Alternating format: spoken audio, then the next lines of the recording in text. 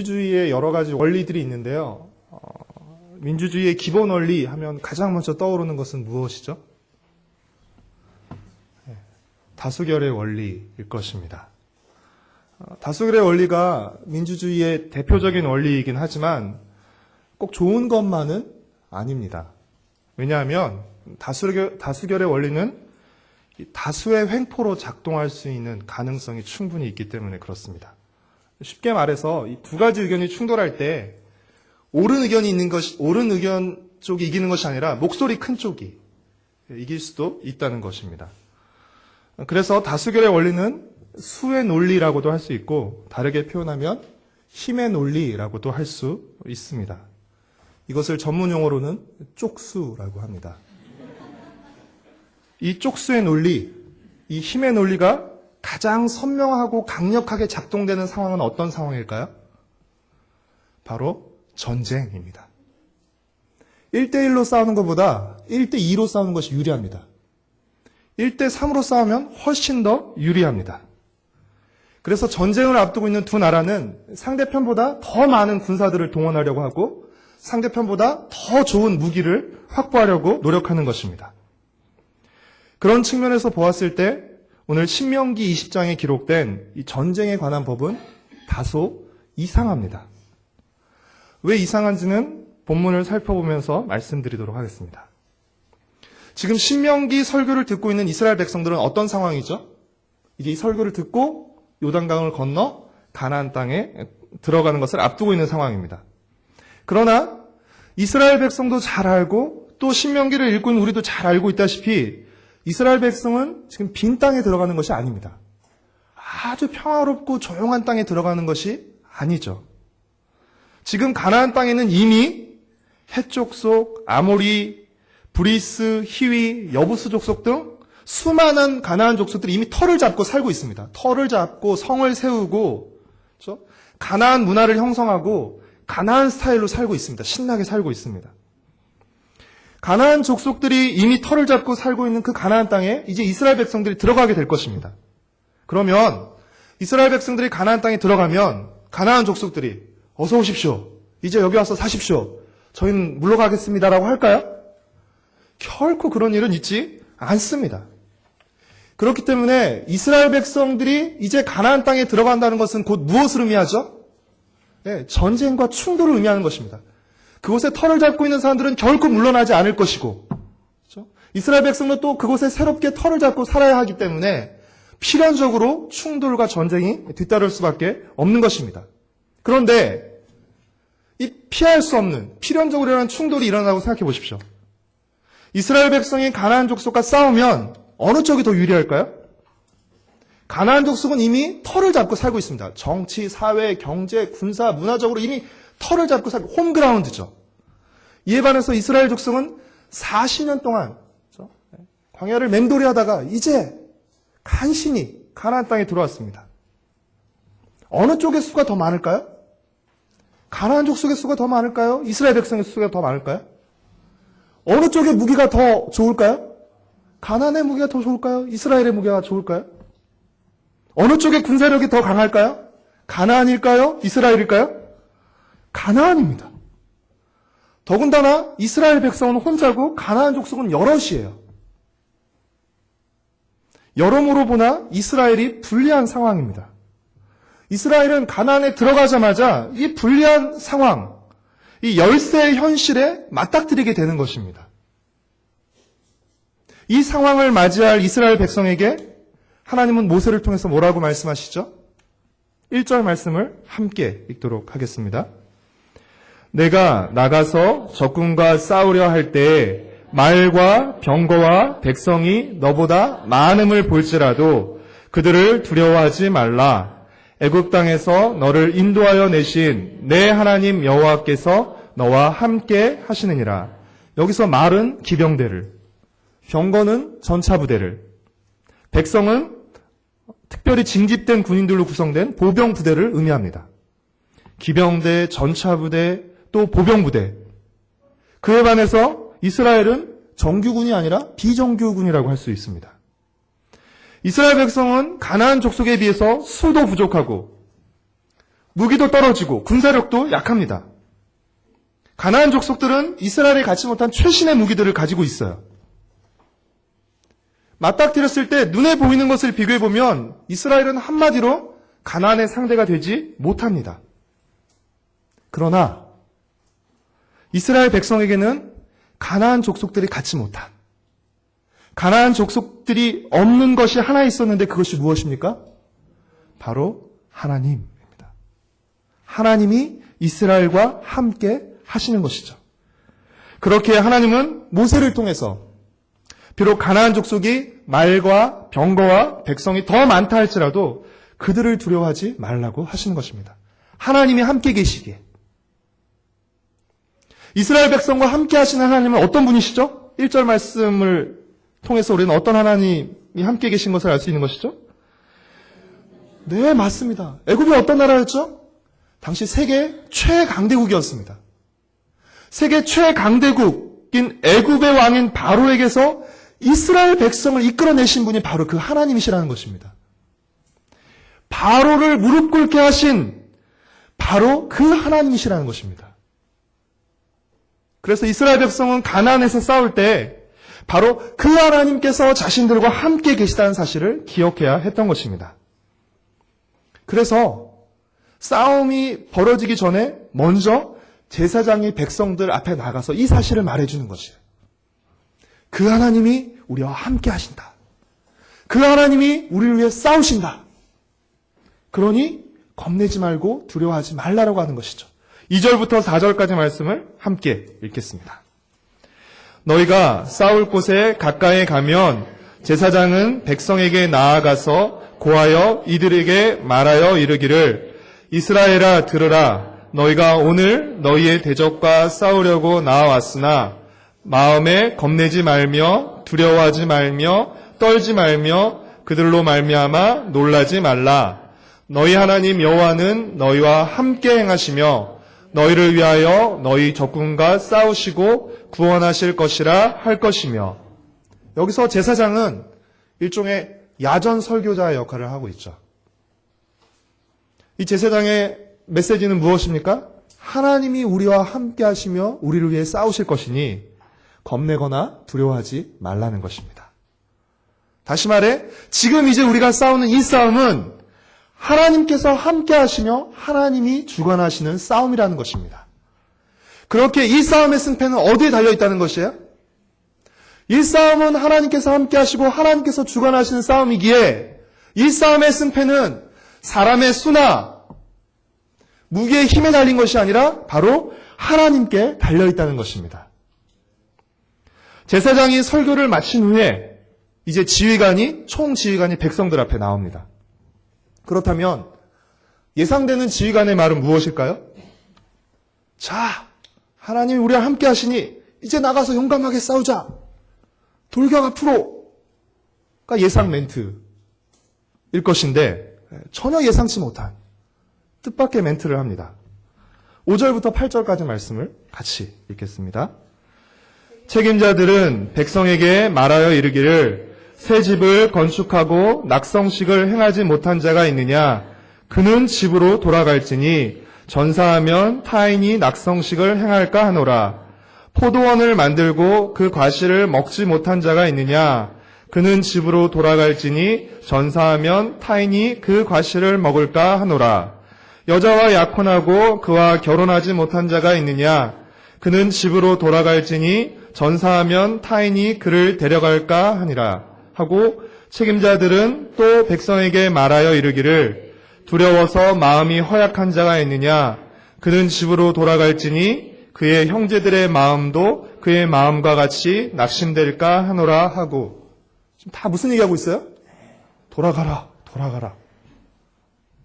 새 집을 지었거나 새 포도원을 일구었거나 갓 결혼한 사람들, 집안에 특별한 사정이 있는 사람들, 그리고 겁나고 두려운 사람은 돌아가라는 것입니다. 아니, 전쟁은 쪽수잖아요. 그렇죠? 한 명의 군사가 더 필요하고 귀한 상황에서 지금 돌아가라고 말하고 있는 것입니다. 사람들 사정 다 봐주고 겁나는 사람, 싸우기 싫은 사람 다 돌아가라고 하면 누가 남아서 싸우겠어요? 싸우기 전부터 벌써 김이 새는 것이 아닐까요? 왜 하나님은 이렇게 이상한 명령을 내리게 하시는 것이죠? 싸움의 승패가 어디에 달려있다는 것을 가르쳐 주시기 위해서요? 군사의 수나 무기에 달린 것이 아니라 하나님께 달려있다는 것, 그 하나님을 향한 믿음에 달려있다는 것을 보여주시기 위해서 하나님 이 명령을 내리시는 것입니다. 중요한 것은 군사의 수가 아니라, 가지고 있는 무기가 아니라 하나님을 향한 믿음이라는 것을 알려주시기 위해서입니다. 이 말씀과 관련해서 여러분 떠오르는 구약의 한 가지 사건 있으셔야 정상인데 뭘까요? 기드온과 300용사입니다. 그렇죠? 미디안의 군대와 싸우기 위해서 이스라엘을 모였습니다. 근데 어떡하죠? 두 차례 거쳐서 돌려보내죠. 31,700명의 군사를 돌려보냅니다. 그리고 남은 사람이 몇 명이에요? 300명. 그 300명 가지고 싸워서 이기는 것이죠. 이를 통해서 무엇을 보여주는 것이에요? 전쟁의 승패가 누구에게 달려있다는 것이요? 하나님께 달려있다는 걸 보여주는 것이죠. 혹시라도 마치 싸우고 나서 이겼으면 자신이 잘 싸워서 자신의 힘으로 이긴 것처럼 그 말이 나오지 않게 하기 위해서 300명을 가지고 이기면 한 10,000명이나 30,000명 가지고 이기면 그래도 조금 얘기할 수 있어요. 그렇죠? 300명은 얘기할 그런 뭐가 없죠. 하나님께서 300명을 통해서 미디안의 군대를 30,000명 가지고도 모자라는 벅찬 그 미디안 군대를 300명을 가지고 무찌르게 하시는 것이죠. 하나님의 힘으로 이긴 것임을 보여주시는 것입니다. 계속해서 10절부터 18절까지는 전쟁을 수행하는 데 관련된 법률인데요. 크게 두 가지 원칙이 제시됩니다. 첫 번째 원칙은 전쟁에 앞서서 평화를 선언하라는 것입니다. 그리고 상대방이 이 평화 선언을 받아들이는 경우와 거절하는 경우에 따라서 다르게 대응하라는 것입니다. 10절부터 12절까지 말씀을 같이 읽겠습니다. 내가 어떤 성읍으로 나아가서 치려 할 때에는 그 성읍에 먼저 화평을 선언하라. 그 성읍이 만일 화평하기로 회답하고 너를 향하여 성문을 열거든 그 모든 주민들에게 내게 조공을 바치고 너를 섬기게 할 것이요. 만일 너와 화평하기를 거부하고 너를 대적하려 싸우려 하거든 너는 그 성읍을 에워쌀 것이며. 중요한 것은 모든 전쟁에 앞서서 평화를 선언하고 평화를 제안해야 했다는 것입니다. 이스라엘은 상대방이 평화 제안을 거절했을 때에만 전쟁을 할 수 있었습니다. 왜냐하면 상대방이 평화의 제안을 거절했다는 것은 곧 상대방 쪽에서 전쟁을 선언하는 것과 같은 의미였기 때문입니다. 하나님은 멀리 있는 성읍에 있는 민족들에게는 이같이 평화적이고 인도적으로 대하도록 말씀하셨지만 가까이 있는 성읍에 있는 민족들, 즉 약속의 땅 안에 있는 민족들에 대해서는 철저한 진멸을 명령하셨습니다. 16절과 17절 말씀을 같이 읽겠습니다. 오직 내 하나님 여호와께서 내게 기업으로 주시는 이 민족들의 성읍에서는 호흡 있는 자를 하나도 살리지 말지니 곧 헷 족속과 아모리 족속과 가나안 족속과 브리스 족속과 휴이 족속과 여부스 족속을 내가 진멸하되 내 하나님 여호와께서 내게 명령하신 대로 하라. 호흡 있는 자들을 하나도 남김없이 다 진멸하라는, 어떻게 보면 잔인하고 무자비하게 느껴지는 이 명령을 헤렘이라고 하는데요. 이 헤렘 명령은 일상적이고 반복적인 명령이 아니라 일시적이고 예외적인 명령이었습니다. 왜냐하면 지금 이스라엘은 어떤 상황이죠? 가나안에 들어가서 가나안에 정착해야 되는 상황입니다. 이스라엘 백성이 가나안의 터를 잡는 이 상황에서 이스라엘이 만약 가나안 민족을 그대로 내버려두고 그래서 그들로부터 가나안의 그 우상 문화의 영향을 받게 되면 이스라엘은 앞으로 가나안 땅에서 두고두고 사는 내내 그 우상 문화의 영향을 받아서 계속해서 어려움을 겪게 되기 때문입니다. 그때 하나님께서 이 가나안에 정착하는 이 시기에 하나님께서 가나안 민족을 철저히 진멸하고 그들의 모든 우상 문화를 다 파괴함으로써 가나안에 하나님이 원하시는 모습으로 그들이 정착하고 계속해서 살기를 바라셨던 것이죠. 18절 말씀을 같이 읽겠습니다. 이는 그들이 그 신들에게 행하는 모든 가증한 일을 너희에게 가르쳐 본받게 하여 너희가 너희의 하나님 여호와께 범죄하게 할까 함이니라. 가나안 민족에 대한 철저한 진멸. 이 헤렘 명령은 가나안 우상 문화와의 철저한 분리를 의미하는 것이기도 합니다. 또한 동시에 그동안 온갖 가증한 일로 하나님을 노엽게 만든 이 가나안 민족에 대한 하나님의 심판의 의미도 함께 포함되어 있는 것입니다. 따라서 이 말씀은 가나안 정착 초기에 주어진 특별하고 예외적인 상황에 주어진 말씀으로 우리가 이해를 해야 합니다. 이 말씀을 일반적인 상황에 그리고 문자적이고 기계적으로 적용하는 것은 옳지 않습니다. 하나님께서 가나안 민족에 대한 철저한 진멸을 명령하시지만 잔인하고 무자비한 분이 아니라는 사실은 곧바로 이어지는 말씀을 통해 알 수 있습니다. 19절과 20절 말씀을 읽겠습니다. 너희가 어떤 성읍을 오랫동안 애워싸고 그 성읍을 쳐서 점령하려 할 때에도 도끼를 둘러 그곳의 나무를 찍어내지 말라. 이는 너희가 먹을 것이미니 찍지 말라. 들의 수목이 사람이냐? 너희가 어찌 그것을 애워싸겠느냐? 다만 과목이 아닌 수목은 찍어내어 너희와 싸우는 그 성읍을 치는 기구를 만들어 그 성읍을 함락시킬 때까지 쓸지니라. 하나님은 전쟁을 하더라도 함부로 자연을 파괴해서는 안 된다고 하십니다. 필요에 따라서 열매를 맺지 못하는 수목은 기구를 만드는 데 사용할 수 있지만, 베어서 사용할 수 있지만, 과실수의 경우는 현재는 물론 미래를 위해서도 베지 말고 잘 보존하도록 한 것입니다. 보통 전쟁이 나면 그렇죠? 자연이 완전히 황폐화되죠. 쑥대밭이 되고 말죠. 전쟁 중에도 고통이지만 전쟁이 끝나고 난 이후에도 이 황폐화된 자연 때문에 사람들이 두고두고 고통을 당하게 되는 것입니다. 하나님께서 그것을 미리 방지하고자 하신 것이죠. 오늘 신명기 20장 말씀은 가나안 땅 입성을 앞두고 있는, 다르게 표현하면 가나안 전쟁을 앞두고 있는 이스라엘 백성에게 준 하나님의 명령입니다. 지금 신명기 20장 말씀을 듣는, 이 명령을 듣는 이스라엘 백성들의 상황과 오늘 우리가 처한 상황이 다르기에 우리가 단순히 기계적이고 문자적으로 이 신명기 20장을 이해하고 적용해서는 안 됩니다. 예를 들어서 헤렘 명령과 같은 것이죠.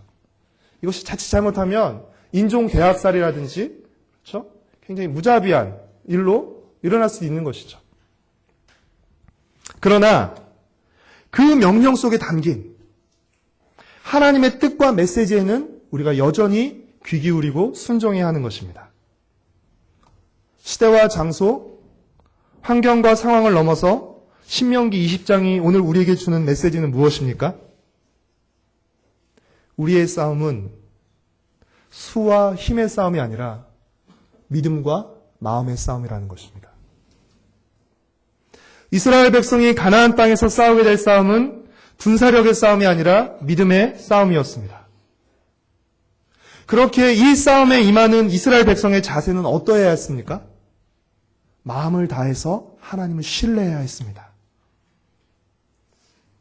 온전히 하나님을 신뢰해야 했습니다. 따라서 전투에 나오긴 나왔지만 새 집에 마음을 두고 온 사람들, 새 포도원에 마음을 두고 온 사람들, 새 신부의 마음을 두고 온 사람들은 이 싸움을 싸울 수 없었던 것입니다.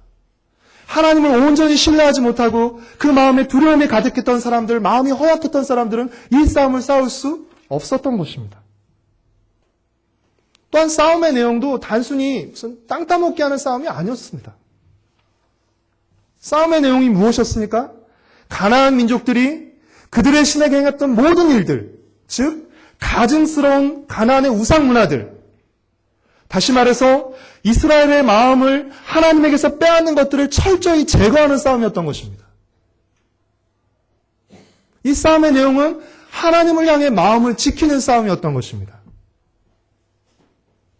이스라엘 백성의 싸움은 믿음의 싸움이며 곧 마음의 싸움이었던 것입니다. 사랑하는 성도 여러분,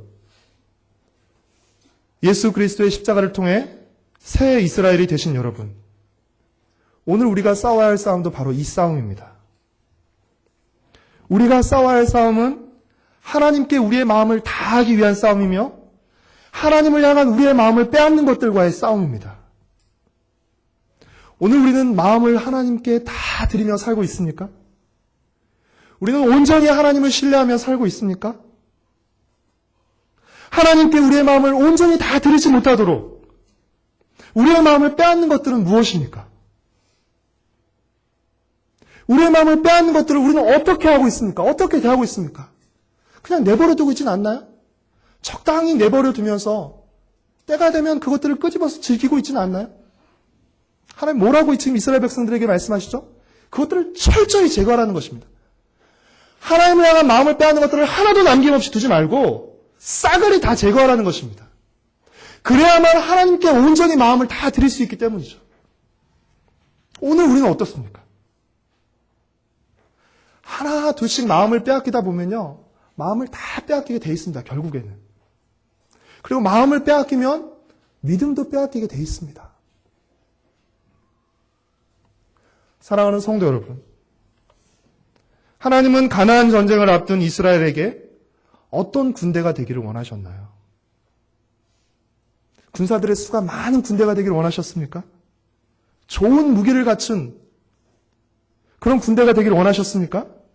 그렇지 않습니다. 수가 부족하더라도, 무기가 좋지 못하더라도 온전한 믿음을 가진 군대가 되기를 원하셨습니다. 사랑하는 성도 여러분, 하나님은 우리가 어떤 성도가 되기를 원하실까요? 하나님은 우리가 어떤 교회가 되기를 원하실까요? 어떤 성도가 좋은 성도일까요? 새 집과 새 포도원을 많이 가진 성도가 좋은 성도일까요?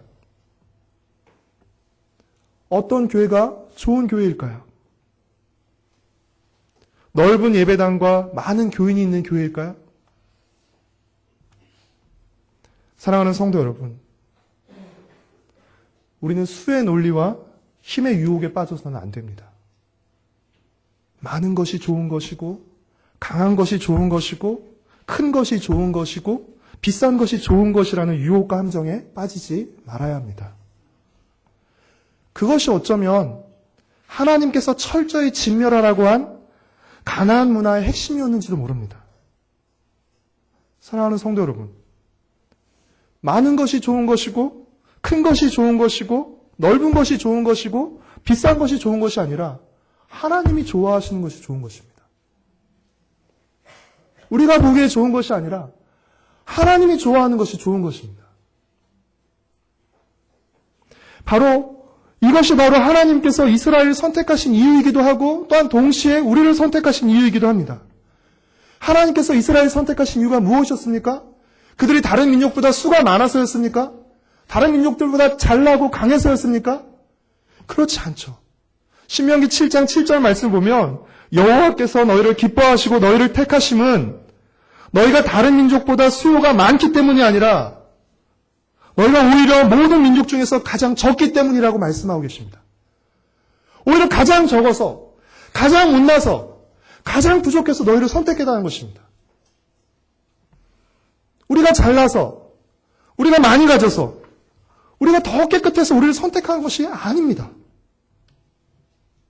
정직하게 말하면 우리가 못나서, 우리가 가진 게 없어서 덜 깨끗해서 하나님께서 우리를 선택하신 것입니다.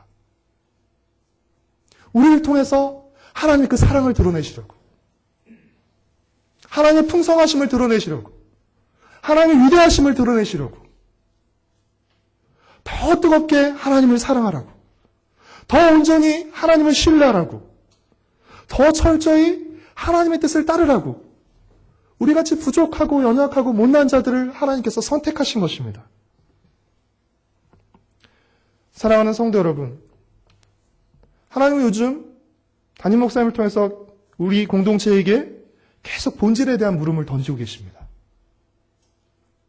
기도의 본질, 성경의 본질, 믿음의 본질, 복음의 본질, 신앙생활의 본질, 교회의 본질.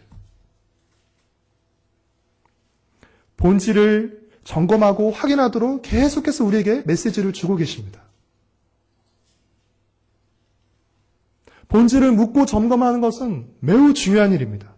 왜냐하면 우리가 본질을 묻지 않고 점검하지 않으면 어느새 우리는 본질로부터 멀어지면서 결국은 비본질적인 것에 매달리기 때문에 그렇습니다. 여러분, 우리가 비본질을 아무리 많이 붙잡고 있다 할지라도 본질을 놓치면 그 모든 것은 다 놓치고 마는 것입니다. 열매는 하나도 없는 잎만 무성한 무화과 나무가 되고 마는 것입니다. 번듯하게는 서 있지만 모래 위에 서 있는 번듯한 집에 불과하고 만 것입니다. 사랑하는 성도 여러분, 우리의 싸움은 눈에 보이는 수와 힘의 싸움이 아닙니다. 우리의 싸움은 눈에 보이지 않는 하나님을 향한 믿음과 마음의 싸움입니다. 따라서 우리는 신명기 6장 4절의 말씀처럼 마음과 뜻과 힘을 다해 하나님을 사랑하기 위해 싸워야 됩니다. 하나님을 사랑하게 하지 못하는 것들과 싸워야 됩니다. 하나님이 사랑하시는 것들을 위해 싸워야 되고 하나님이 미워하시는 것들과 싸워야 되는 것입니다. 대충 한두 번 싸우고 싸우는 척하는 것이 아니라 헤렘의 명령이 우리에게 주듯이 철저하게, 신약성경의 표현을 빌자면 피 흘리기까지 하나님을 온전히 사랑하기 위해서, 하나님을 사랑하지 못하게 하는 것들, 우리가 사랑하는 하나님이 미워하시는 것들을 대해서 피 흘리기까지 싸워야 하는 것입니다. 하나님의 뜻을 이루기 위해 하나님의 뜻과 어긋난 것들과 싸워야 하는 것입니다. 비록 믿는 사람이 나밖에 없어서 대세를 바꿀 수 없다 할지라도 내가 가진 믿음을 드러내야 하는 것입니다. 내가 뭐 한다고, 믿음으로 한다고 뭐가 달라지겠어? 아니요, 달라지지 않을 것이에요. 하지만 내 믿음은 내가 드러내야 하는 것이죠. 중요한 것은 쪽수가 아니라 믿음입니다. 수나 힘이 아니라 온전함과 거룩함입니다. 하나님께서 우리에게 요구하시는 온전함과 거룩함이죠. 내게 처해진 상황 속에서 이 상황을 뒤집을 수 없다 할지라도 내가 온전히 내 믿음을 드러내는 것입니다. 마음을 다해 하나님을 신뢰하며 어떤 상황 속에서도 하나님을 향한 우리의 마음을 지키고 믿음을 드러낼 수 있기를 바랍니다. 하나님이 함께하는 성도, 하나님이 함께하는 가정, 하나님이 함께하는 교회, 여기서 한 걸음 더 나아가서 하나님 마음에 드는 성도, 하나님 마음에 드는 가정, 하나님 마음에 드는 교회가 되기를 간절히 소망하고 축복합니다. 우리 함께 같이 찬양하시고 기도하도록 하겠습니다.